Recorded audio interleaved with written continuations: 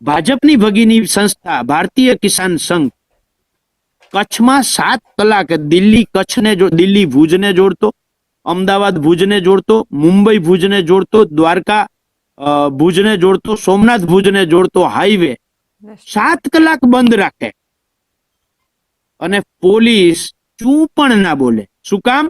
કારણ કે એ ભાજપની ભગીની સંસ્થા છે.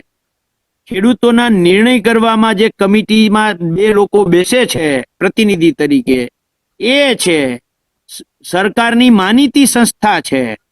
આ જે 7 કલાક સુધી રસ્તો બ્લોક કર્યો, પોલીસ શું ના કર્યું, એ સાબિત કરે છે કે આખે આખું સરકાર, ભારતીય કિસાન સંઘ, અદાણીના માણસો અને કોન્ટ્રાક્ટરોએ સાથે મળી અને આ કાર્યક્રમનું આખી ગોઠવણ કરી હતી.